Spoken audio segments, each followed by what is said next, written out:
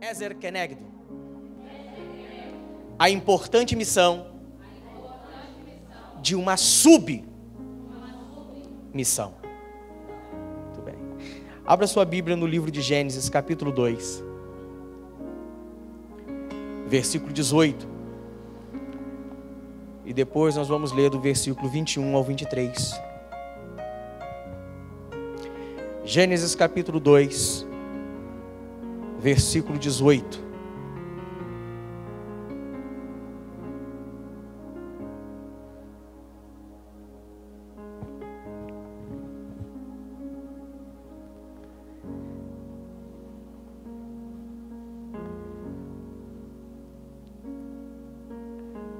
Achamos? Glória a Deus, é fácil, né? Gênesis 2, não tem muita dificuldade. Vamos lá. Disse mais o Senhor Deus: não é bom que o homem esteja só. Far-lhe-ei uma auxiliadora que lhe seja idônea. Repete comigo: auxiliadora. Idônea. Repete comigo: Ezer Kenegdo. Far-lhe-ei uma auxiliadora. Versículo 21. Então o Senhor Deus fez cair pesado sono o homem, e esse adormeceu, tomou uma das suas costelas e fechou o lugar com carne. E a costela que o Senhor Deus tomara ao homem, transformou-a numa mulher, e a lhe trouxe. E disse o homem: esta, afinal, é osso dos meus ossos e carne da minha carne. Chamar-se-á varoa, porquanto do varão foi tomada. Vamos orar. Senhor, tua palavra para nós é muito mais do que fonte de informação, fonte de aprendizado. Tua palavra para nós é fonte de vida. E como nós entendemos ser um manual de fé, mas também um manual de prática, diante de tantas situações que nós vivemos no nosso dia a dia, dentro da nossa vida cristã. Em nome de Jesus, mais uma vez, ministra a tua palavra no nosso coração e nos ensina, Senhor, acerca daquilo que o Senhor tem planejado no teu coração para essa noite. É o que te pedimos, e eu particularmente te agradeço, e juntamente com o teu povo te agradecemos, em nome de Jesus. Amém. Todo mundo sabe o que é isso? O que é isso aqui? Gostei de uma pessoa, parece uma faca. Não, irmãos, é uma faca. Isso é uma faca. Para que serve uma faca? Para cortar. Muito bem. É um instrumento de corte. A faca, irmãos, é um dos utensílios mais antigos da história da humanidade. Foi um dos primeiros utensílios, uma das primeiras ferramentas que foram criadas na história da humanidade. E antes que a faca fosse criada, existia algo muito mais importante que a faca, que era o propósito ao qual a faca seria criada. Para que um dia o homem criasse a faca, é porque um dia surgiu o propósito ou a necessidade de se cortar coisas. E como não se tinha uma ferramenta para se cortar coisas, criou-se a faca. Esse propósito, ela está aí até hoje. Então, a faca serve para cortar alimentos? Sim. A faca serve para cortar uma corda, por exemplo? Sim. A faca serve para matar uma pessoa? Mas foi para isso que ela foi criada? Então a primeira coisa que eu quero ensinar para você: tudo aquilo que foi criado por Deus, fora do propósito para o qual ele foi criado, tende a não cumprir a sua missão. Uma faca sendo usada para o propósito para o qual ela foi criada, isso é uma bênção. Mas uma faca sendo usada para um propósito diferente do qual ela foi criada, para o qual ela foi criada, é uma tragédia. Quando algo é criado, irmãos, para um propósito, e esse algo foge do propósito, ele perde o seu sentido. A faca na mão de um adulto é uma bênção. A faca na mão de uma criança é a certeza de uma tragédia. É igual a autoridade. A autoridade na mão de quem Deus criou para ter autoridade é uma bênção. A autoridade na mão de alguém que não foi criado para ter autoridade naquela área é uma tragédia. É o que nós chamamos de autoritarismo. Pessoas que querem exercer uma autoridade, mas não sabem exercer autoridade. Então, uma ferramenta, irmãos, nas mãos certas, sendo usada para o propósito certo, é um sucesso. Mas uma ferramenta nas mãos erradas e no propósito errado é uma tragédia. Esse é um dos mais graves problemas dentro de grande parte dos lares e das famílias hoje, irmãos. Pessoas dentro de uma casa desempenhando funções para as quais elas não foram criadas. Pessoas que foram criadas para um propósito específico, para uma função específica, se confundindo dentro de casa nos propósitos para os quais elas foram criadas. Preste atenção. Quantas mulheres eu tenho aqui? Você foi criada por Deus para um propósito. Aonde está isso, pastor? Aqui, no texto que eu e você lemos. Você, dentro do propósito para o qual você foi criado, usada pelas mãos do Criador, você pode se tornar um fator fundamental para o sucesso do seu lar e da sua família. Mas você, mesmo tendo sido criada por Deus, tendo sido levantada por Deus para a vida do seu lar, fora do propósito para o qual você foi criado, você pode se tornar um tormento dentro da sua casa. Então, o ideal é que, sendo criado para um propósito, você cumpra o propósito para o qual você foi criado. Deu para entender até aqui, gente? Então vamos para o texto. O texto de Gênesis 2, irmãos, ele deixa muito claro para nós de que quando Deus olha para a criação do homem e analisa o homem como sendo um ser que até então estava só, ele entende que a solidão do homem não era o ideal.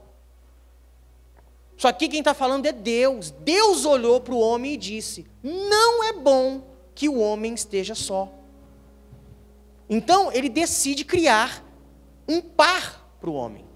Alguém que pudesse ser uma parte complementar da vida do homem. Quantos homens eu tenho aqui? Então repete comigo assim: ruim com ela, pior sem ela. Vou repetir para você entender. E como eu queria ter muitos homens que às vezes se aconselham comigo a respeito disso aqui, para poder dizer isso para eles. Ruim com ela, pior sem ela. Por quê? Porque Deus disse: não é bom que o homem esteja só. Então, se é ruim o homem não estando só, pior é quando o homem está só. Quando Deus cria a mulher, irmãos, é porque Ele entendeu que nós homens, ao lado delas, nós seríamos um sucesso. E eu sei a diferença que é uma mulher na vida de um homem. Te falo como um homem casado, te falo como um pai de família e te falo como um pastor, um líder. Eu sei a diferença que faz a vida de uma mulher na vida de alguns cristãos. Eu sei o quanto de maturidade isso traz.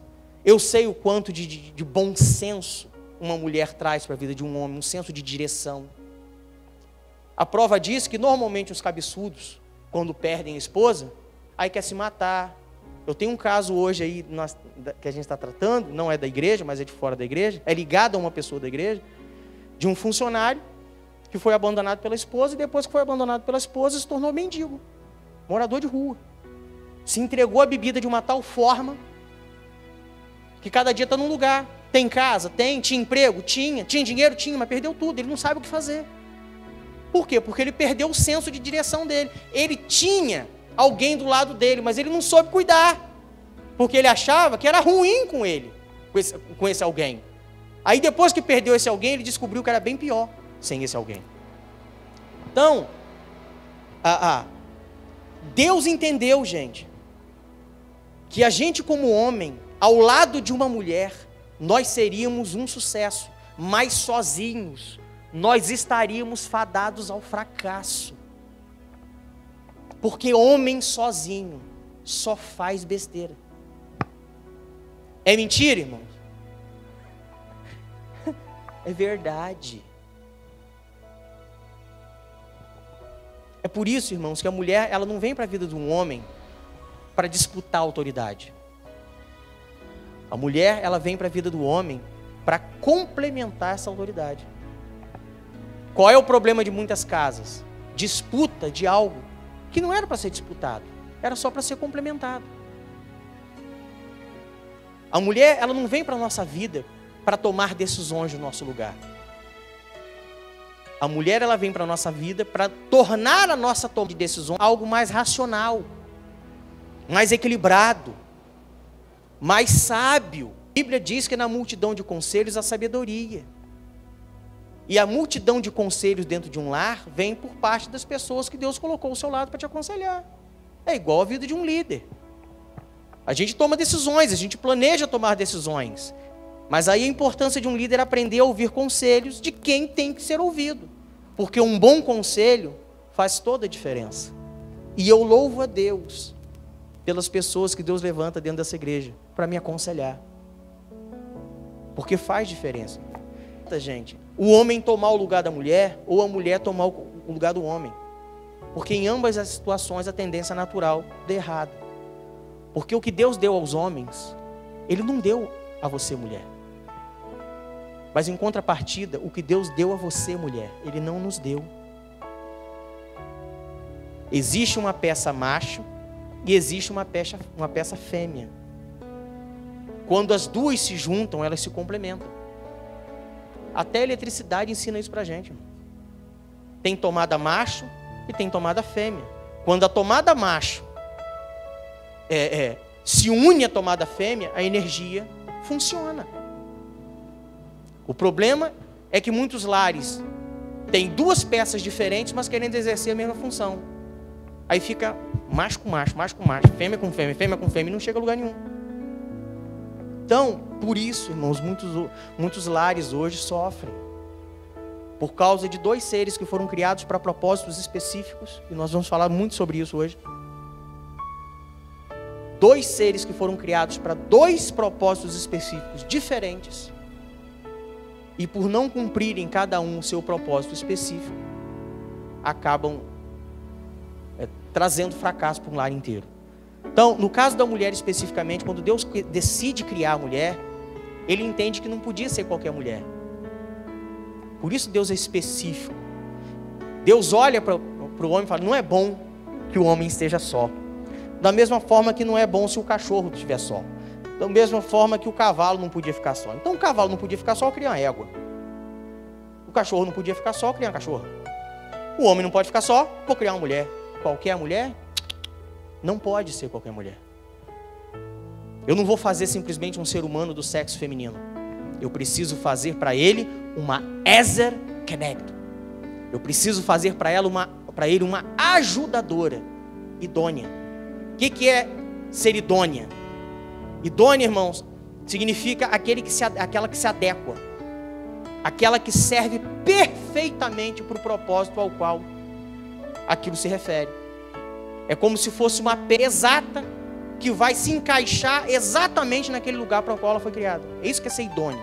É alguém que demonstra aptidão, demonstra capacidade para ocupar determinados cargos, para realizar uma determinada tarefa. Alguém apta e competente, ou que tenha moral, integridade, caráter, para aquele propósito para o qual ela foi criada. É isso que é ser uma ajudadora idônea.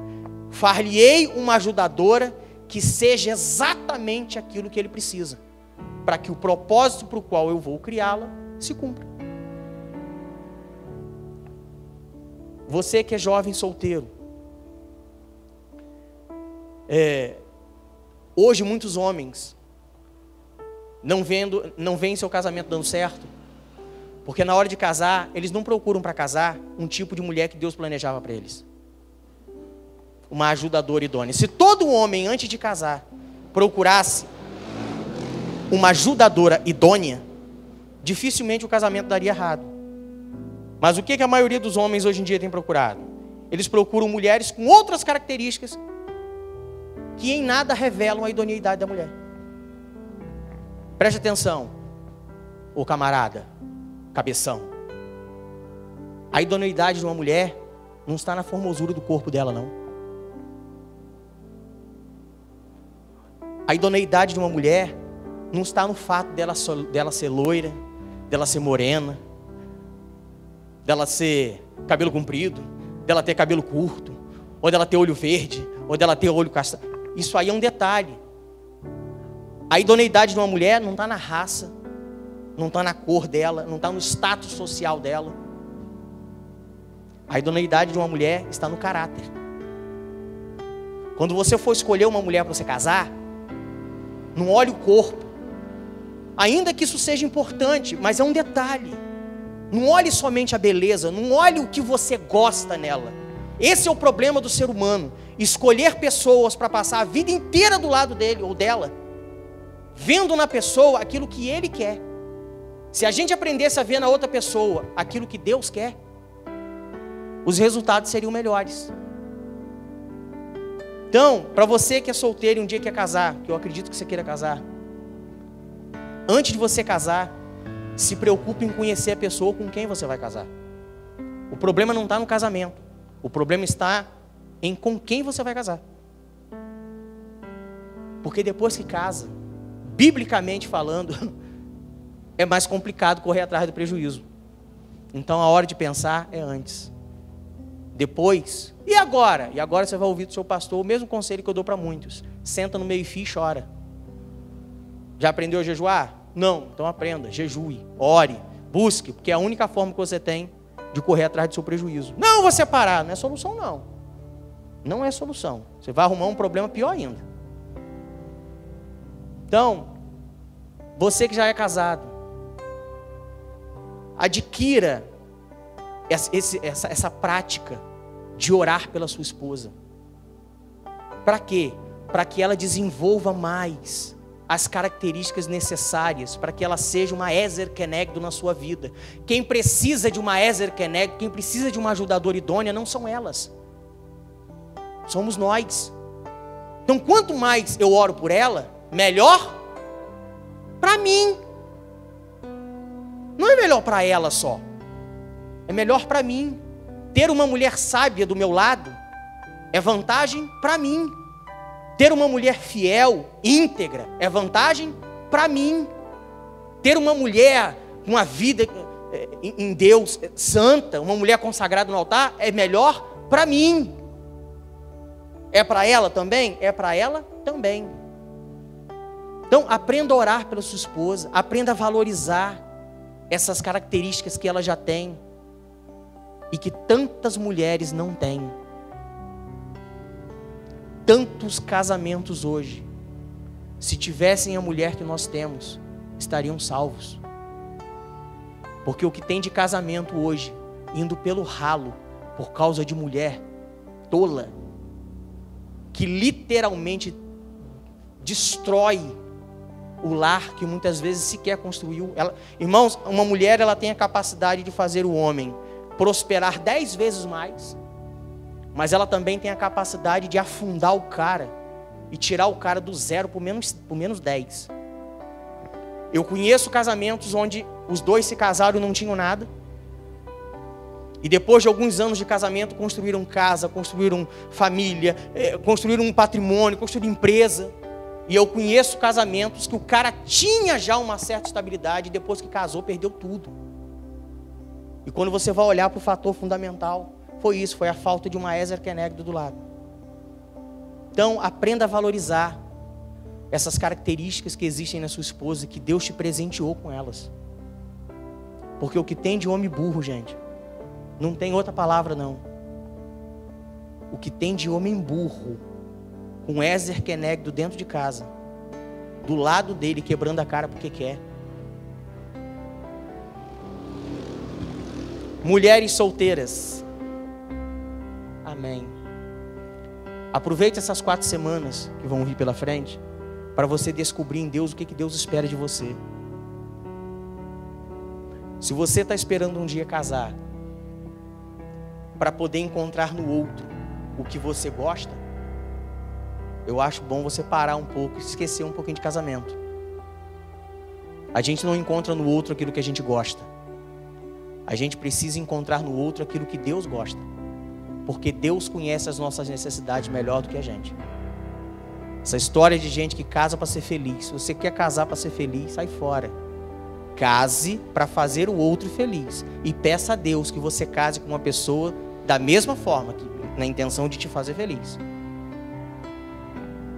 Para que um dia Deus proporcione a você essa alegria de um dia ter uma família, ter um lar, ter um casamento feliz, um lar edificado por você. Porque quem edifica o seu lar vai ser você. E para você que é casada, essas 4 semanas vão ser importantes para você em 2 sentidos. Para você, o simples fato de você estar aqui já prova que eu acho que vai te trabalhar muito mais no primeiro sentido do que no segundo. Mas vamos lá. Vai te ajudar, primeiro, a você se manter no caminho certo. O simples fato de você estar aqui já mostra que você está no caminho certo. Então, se você estiver no caminho certo, você simplesmente vai aprender a se manter nele. Porque tem muito lar hoje, irmãos, que só não naufragou, como eu falei no início, por causa das mulheres que existem nele. Essa semana nós estávamos aconselhando uma pessoa e eu falei isso para a mulher. Quem me dera se todos os lares dessa igreja problemáticos, se todos os lares dessa cidade tivessem uma mulher sábia igual a você. Porque o que tem de lar naufragando, irmãos, por falta de mulher sábia, você não tem noção. Você não tem noção. Agora, tem também um segundo propósito. Te ajudar a um despertamento maior acerca do seu testemunho, do seu papel que você está desempenhando dentro do seu lar. Se de fato você tem sido essa Ezer Kenegdo que Deus espera que você seja. O que Deus espera que você seja. Se você tem sido aquela mulher que Deus espera que você seja, ou se você tem sido aquela mulher estilo Provérbios 27:15. Provérbios 27:15 diz que tem mulher que assim como uma gota de água goteja, é uma mulher rixosa. Irmãos, tem mulheres que ela tem o dom de gotejar na cabeça do homem o tempo todo. O cara chega cansado, tudo que ele quer é um sofá para ele descansar a cabeça. Pelo menos uns 40 minutos para ele relaxar. E começa a mulher. Tim, tim, tem que comprar isso, tem que comprar aquilo, tem que resolver não sei o quê, tem que resolver lá, não sei o quê. E pim, e pim, e pim, e pim, e pim. Chega uma hora que o cara não aguenta. Eu conheço homens que saem do trabalho e ficam fazendo hora na rua, para ver se quando chega em casa, pelo menos a praga da goteira já dormiu. A Bíblia fala, irmãos, de mulher assim. Se você é uma Ezer Kenegdo, ou se você é essa mulher estilo Provérbios 21:9, que diz que é melhor você habitar no canto de um telhado. Eu acho muito interessante esse detalhe da Bíblia. Não é morar em cima do telhado, não. É morar no canto do telhado, isolado. Sabe? Onde ninguém te veja, do que você ter que morar dentro da casa com uma mulher rixosa. É melhor tu pegar chuva, melhor você pegar vento, melhor você ter passarinho fazendo cocô na sua cabeça, no telhado, do que você ter que habitar com uma mulher rixosa dentro de casa. Então, Deus criou a mulher para um propósito. E você precisa se fixar nesse propósito para o qual você foi criado. E é sobre isso que eu quero meditar com você hoje. De que forma você pode ser uma ajudadora idônea, uma Ezer Kenegdo, dentro do propósito de Deus para a sua vida? Primeiro, descubra o propósito específico de Deus para a sua vida dentro da sua casa. Primeira coisa que você precisa saber para se tornar uma Ezer Kenegdo dentro da sua casa, você precisa descobrir qual é o propósito específico de Deus para a sua vida dentro do seu lar. Presta atenção, irmãos. É comum a gente estudar isso nas EBDs de domingo. Quando você pega a lição, sei lá, lição 3, lição 4, a revista sempre traz para você duas coisas da lição. Primeiro, o objetivo geral da lição. Segundo, os objetivos específicos da lição. E aí ele detalha um pouco mais os objetivos. No que diz respeito à vontade de Deus, nós falamos sobre isso algumas semanas atrás. Existe a vontade geral de Deus para a humanidade. Qual é a vontade geral de Deus para a humanidade? Que todos sejam salvos. E existe a vontade específica de Deus para a sua vida como parte da humanidade. Qual é a vontade específica de Deus para a sua vida? No que diz respeito a propósito, gente, é a mesma coisa. É a mesma coisa. Existe um propósito geral de Deus para a vida de toda mulher. Qual é o propósito? Que ela seja uma ajudadora que se adeque dentro da necessidade para a qual ela foi criada. Isso é o geral. E existe um propósito específico. O que é o propósito específico? O propósito específico de Deus para você, mulher, especificamente dentro da sua necessidade que existe dentro da sua casa, não significa necessariamente que existe dentro da minha. Dentro da minha casa, talvez existam situações diferentes, as quais a minha esposa precisa ser usada especificamente para a nossa casa, que na sua casa não precisa. É isso que tem a ver, irmãos, essa submissão. A submissão que Deus tem para a sua vida dentro do seu lar, não significa necessariamente ser a mesma. Eu tenho uma missão dentro do meu lar. Tem a missão geral e tem a missão específica dentro do meu lar. O meu lar não é um lar como qualquer outro, é um lar pastoral. É um lar onde o nível de exigência é maior, o nível de renúncia é maior, o nível de dedicação ao reino tem que ser maior. A minha agenda pastoral, a minha agenda como sacerdote não é a mesma agenda que muitos homens da igreja. Eu tenho horário às vezes para sair de casa, eu não tenho horário para voltar.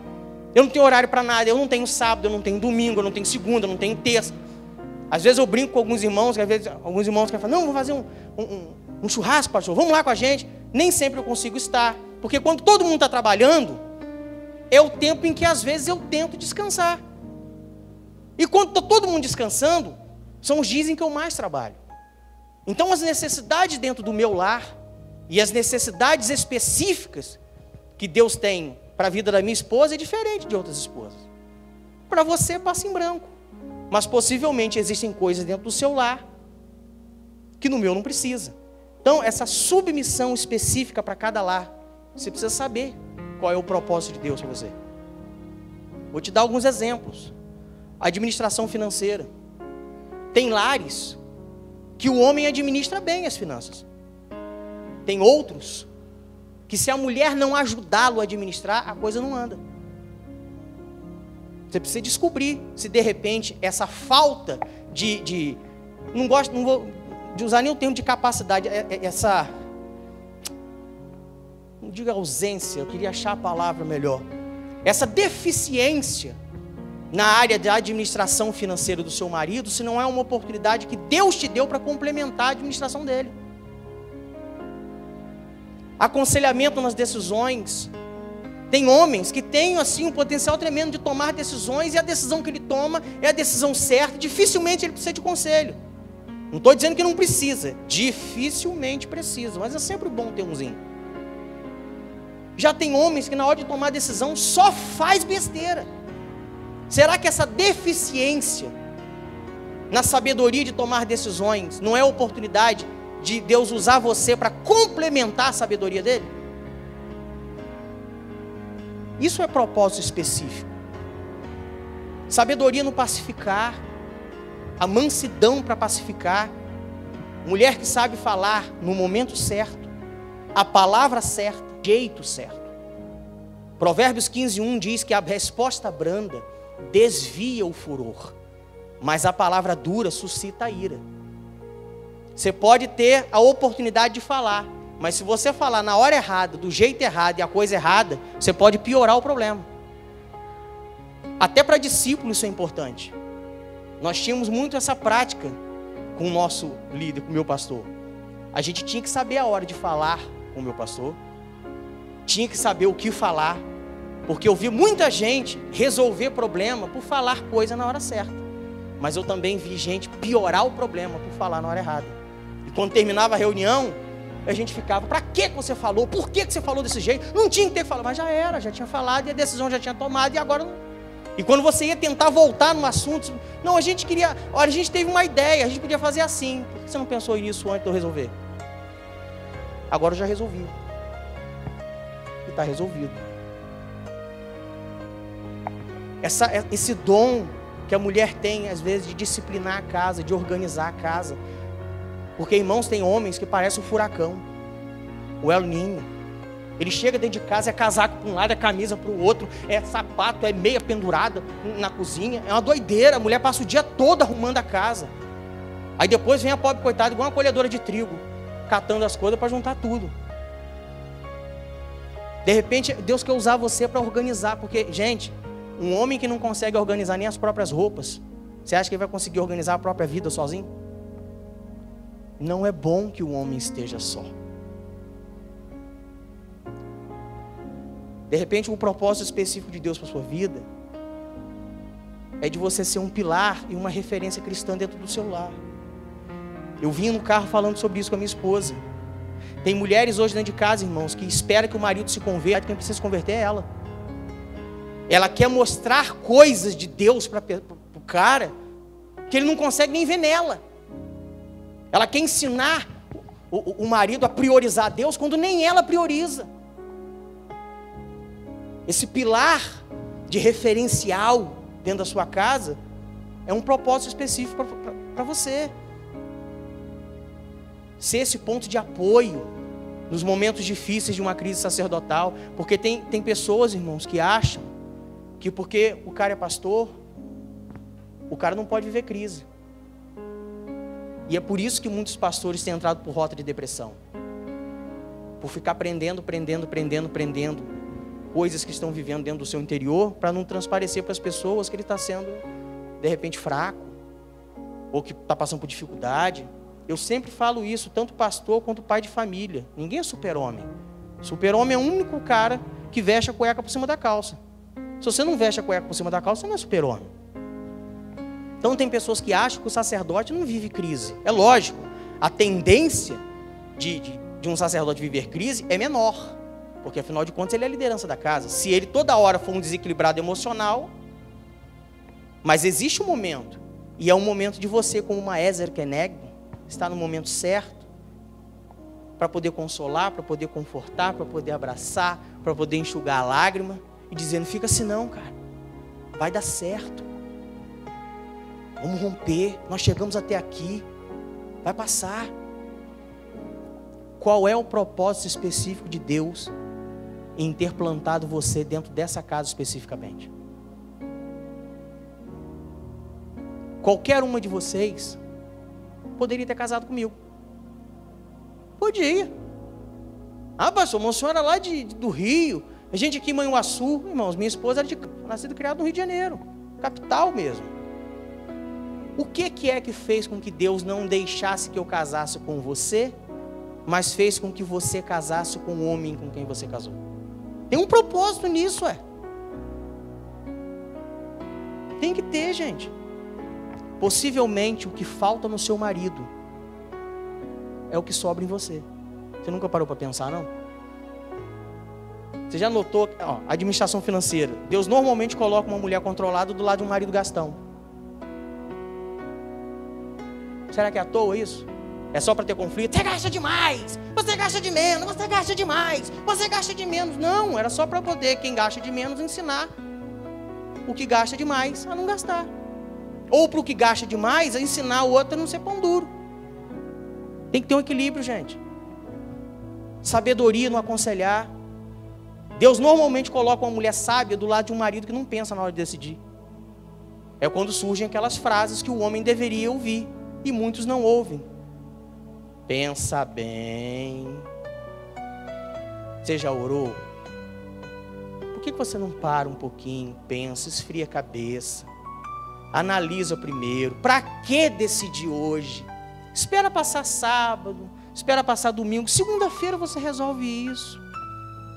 Se o homem for alguém que valoriza a sua Ezer Kenegdo, ele para, pensa e decide depois. Mas se ele for um cavalo de pé na porta, decide e se arrebenta. Sabedoria no pacificar, gente. Deus normalmente coloca uma mulher calma, mansa, não é? Ao lado de uma pessoa de personalidade forte. Eu poderia dizer nervoso, eu poderia ser, né? Dizer um monte de coisa, mas não. Personalidade forte. Você acha que foi à toa que Deus trouxe para a minha vida uma mulher dessa? Você imagina eu casado com uma Bruna? Como seria o mundo? Terrível! Um tormento. Você seria pastoreado por 2 pastores iguais a mim? Seja sincero. Tá vendo? Eu gosto assim de sinceridade. O que falta nele, Deus colocou de sobra em você. Quais são as faltas dentro do seu lar que Deus esperou compensar e equilibrar através de você? Você precisa saber. Muito lar hoje passando luta, simplesmente porque cada um dentro do lar não entendeu o seu papel ainda. Segundo, entenda a importância desse propósito para a vida do seu lar. Não basta você descobrir o propósito desse lar, o propósito de Deus para a sua vida. Você tem que dar importância. Por quê? Porque se você descobrir qual é o propósito e você não souber qual é a importância desse propósito, você não vai dar valor a esse propósito. Se você não fizer, ninguém vai fazer. Deus separou você para fazer. Preste atenção, gente. Se Deus separou você para aquela determinada submissão dentro do seu lar, se você não entender a importância disso, o seu lar vai estar sempre em desequilíbrio. Se você não entender que Deus te separou dentro do seu lar para ser uma pessoa mansa, o seu lar sempre vai ser um lugar onde a mansidão não vai habitar. Vai ser um campo de batalha. Se você não entender que a submissão que Deus te deu foi ajudar o seu marido no controle dos gastos, vocês nunca vão ter dinheiro. Porque se você não fizer o que você tem que fazer, ninguém vai fazer. E o dia que Deus entender que vai ter que levantar outra para fazer na vida do seu marido o que precisa ser feito, você pode ter certeza, dificilmente você vai estar fazendo parte dessa família ainda. É quando Deus de vez em quando leva algumas, ou às vezes por respaldo bíblico permite que o casamento se dissolva. Eu tenho visto isso acontecer, irmãos, todos os dias. Casamentos se desfazendo, se dissolvendo por motivos que a Bíblia respalda. Simplesmente porque mulheres não entenderam a importância do papel delas dentro de um casamento.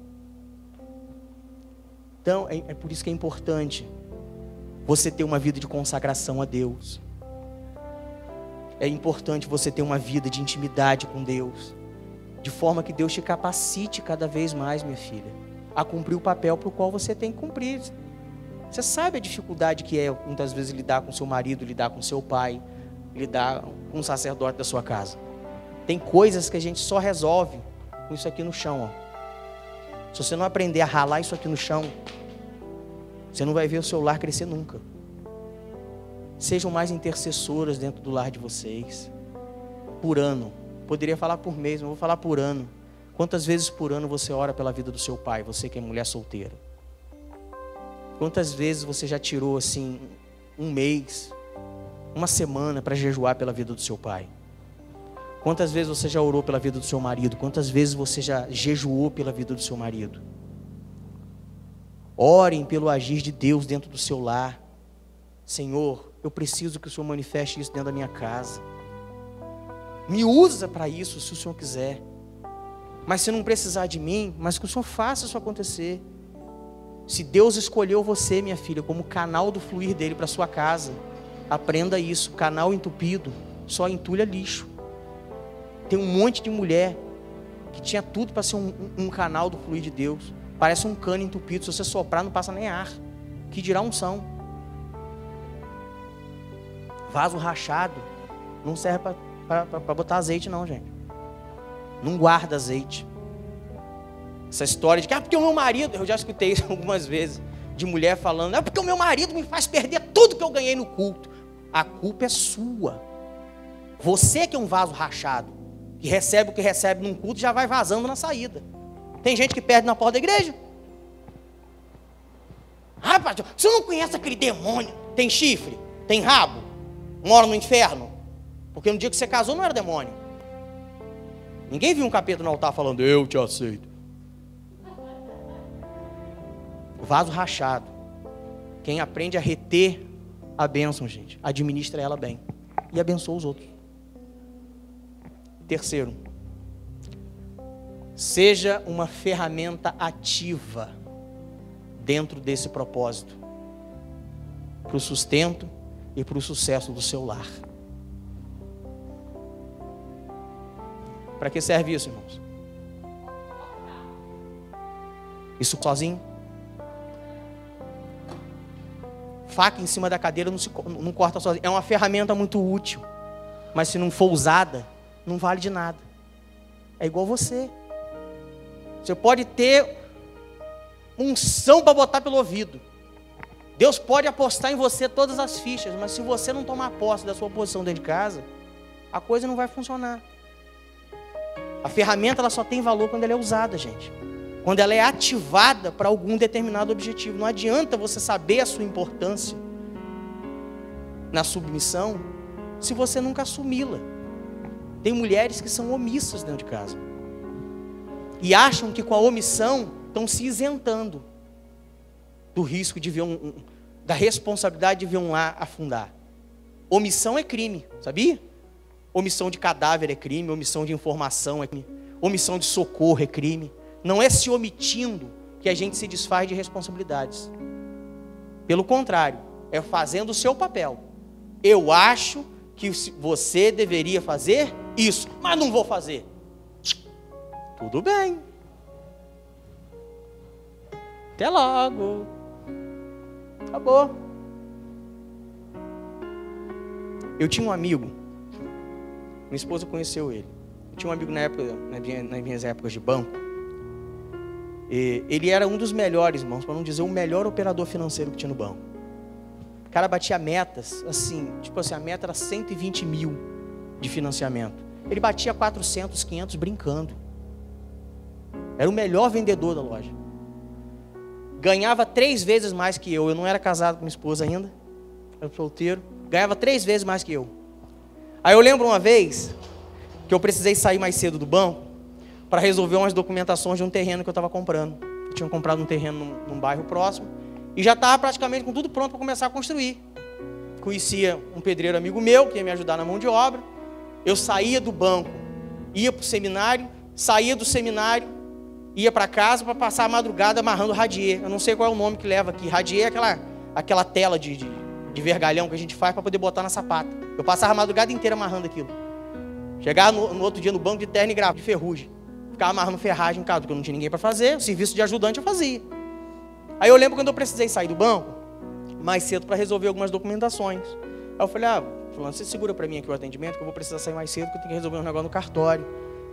Você vai resolver o quê? Isso é um negócio que eu estou comprando aí, eu preciso sair para resolver. Tá comprando? Comprando o quê? Comprando roupa? Eu falei, não, cara, não estou comprando roupa. Pensa, irmãos, tinha dinheiro, mas não tinha cabeça. Era uma criança. Ele ficava assim, tá comprando roupa? Roupa? Não. Vai comprar um carro? Vai comprar um carro? Eu digo, não vou comprar carro não, cara. Um tênis. Não vou comprar tênis não. Eu o quê? Eu tô ansioso. O que você vai comprar? Eu estou comprando um terreno, cara. Eu preciso ir no cartório. Você está comprando um terreno? Aí ele olhou para mim, eu senti assim no olhar dele. Pô, o cara ganha menos do que eu, tá comprando um terreno, eu não tenho nenhum pirulito. Você está comprando um terreno? Eu digo, comprei. Já comprou? Já comprei. Você comprou com que dinheiro? Eu falei, mas eu tenho salário, cara. Aí virei as costas e fui embora. No outro dia, irmãos, ele estava no meu pé. Bruno, como é que faz para juntar dinheiro? Como é que você faz para juntar dinheiro? Juntando. Como é que junta dinheiro? Só tem uma fórmula, não gastando. Juntando dinheiro. Ele inconformado, irmãos, que eu ganhava 3 vezes menos que ele. Para te falar em números aí, eu devia ganhar o quê? Uns 2 mil reais, eu acho. O cara ganhava 6, 7. Solteiro. Não pagava aluguel, não tinha um pirulito. Mas cada dia que passava, aparecia com um óculos novo. Você tem uma ideia, o nível de... Eu já preguei aqui algumas vezes com esse terno, um terno verde, musgo. Eu tenho, foi ele que me deu de presente. Eu lembro uma vez que a gente estava no banco, ele passou com um terno assim, eu falei, poxa, terno bonito, cara. Cor bonito. Você gostou? Pô, gostei. Não gostei. Eu falei, se você não gostou do terno, você comprou pra quê? Não, no dia que eu comprei, gostei. Depois cheguei em casa, não gostei mais. Eu falei, você comprou pra quê, cara? Você gostou mesmo? Gostei. Então toma. Tirou o terno assim, tirou o paletó, estava com uma calça jeans, a mochila, foi lá no banheiro do banco, tirou a calça, entregou e tá dizendo um cabide pra mim, irmão. Falei, pra você é louco, cara, o terno é seu. Ah, eu não gostei, você gostou? Tá comigo até hoje. Uma coisa que ele comprou do nada, e era terno caro, irmão. Ele só comprava coisa cara. Óculos da Oakley, bermuda da Adidas. Como que vai juntar dinheiro? Aí eu lembro que ele ficou pegando conselho comigo. Eu falei, vou fazer o seguinte, vou te ajudar. Eu vou assumir as suas finanças durante alguns meses. E durante alguns meses, irmãos, eu assumi as finanças dele integralmente. Ele recebia, e era muito engraçado, irmão. Ele recebia e me dava o dinheiro. Eu guardava o dinheiro, até no próprio banco mesmo, na gaveta, mas com chave e tudo. Aí, cadê as contas? Ah, não, a conta tá aqui, tá aqui, tá aqui. Aí ele passava na rua e via uma roupa na vitrine. Aí disse, eu vi uma camisa, não sei do que. Olha, linda a camisa, R$200. Tem dinheiro? Eu digo, tem. Me dá? Não. Mas o dinheiro é meu. Eu falei, se é seu, eu vou te dar tudo. Não entra nessa rota comigo não, meu irmão. Você não pediu para controlar? Ah, pedi, mas ela é tão linda. É linda, mas tu vai ficar sem camisa. Tu tá sem camisa? Juntou dinheiro, irmãos. Aí depois eu cansei, entreguei tudo para ele. Sei lá para onde tá hoje. Se tiver vivo, tá bom, né? Por que eu tô te falando isso? Tem situações, gente, dentro de uma casa, que se você como ajudadora, idônea, na sua casa, não assumir as rédeas, as coisas nunca vão andar para frente. Nunca. Estou te desiludindo, despertando. Nunca vão andar para frente. Tem áreas no governo do meu lar, e não tem nada a ver com questão de finança, até que lá em finança a gente se entende muito bem. Mas tem áreas dentro do meu lar, do governo do meu lar, que eu faço questão de deixar minha esposa controlar, porque eu sei que ela tem potencial a mais para mim. Mais do que eu para fazer isso. Ela tem mais habilidade para isso. A partir do momento que você descobrir o propósito específico de Deus para a sua vida dentro do seu lar, toma posse, minha filha, e começa a agir. Ah, pastor, mas ele não deixa. Aí é outro papo. Aí é outro papo. Você simplesmente chega para ele. Irmãos, eu conheço mulheres que se elas não assumirem as finanças do lar, o cara não dizima, o cara não oferta, o cara faz nada. E só vive afundado em dívidas. Eu já atendi pessoas falando, pastor, toda vez que eu largo as finanças, ele se afunda. Aí quando eu pego, me dá aqui. O que você está fazendo? Gente, você comprou isso? Você pagou isso? Gente, você pegou emprestado com isso? Ah, esse juro? Pelo amor de Deus, você está fazendo isso? Aí começa a organizar. Com 3 meses eu boto tudo em ordem. Entrego para ele zeradinho de novo. Com 1 mês ele destroça tudo de novo. Eu estou falando de finanças, mas tem muitas outras áreas que você pode auxiliar o seu marido. Tem homem, irmãos, que não pode andar na rua sozinho não, que ele arruma confusão. Se uma pessoa pisar no pé dele, ele dá um chute, dá um soco e ainda diz que foi em nome de Jesus. Então tem áreas dentro da sua casa que se você não tomar posse e não pegar as rédeas, a coisa não vai fluir. Então comece a ajudar mais na administração da sua casa. Comece a aconselhar mais.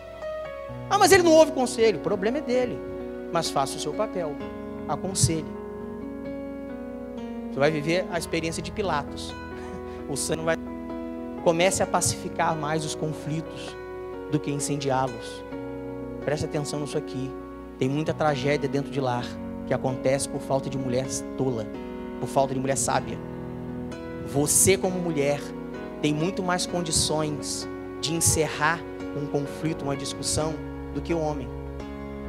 Porque o homem, quando começa a falar, o nervosismo, ele começa a falar. Se você insistir, te dou um conselho: nunca entre na frente de um homem quando ele estiver nervoso. Tem momento para falar. Ele começa a falar, aí vai ficando nervoso e vai mexendo os braços. Daqui a pouco ele vai mexendo os braços, já vai procurando alguma coisa para poder atacar em cima. Deixa quieto. Tá bom, meu filho, não está na hora da gente conversar não.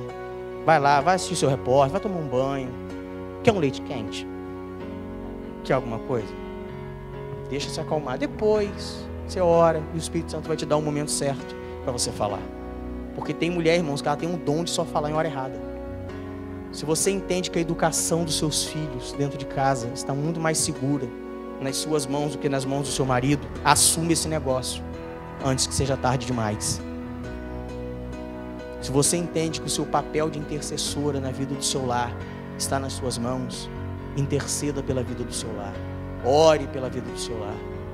Se você entender que a missão, a submissão de mansidão do seu lar está nas suas mãos, ser a pessoa mansa, ser a pessoa sábia do seu lar, assuma esse negócio e seja uma ferramenta dentro do seu lar. Homens são orgulhosos, gente.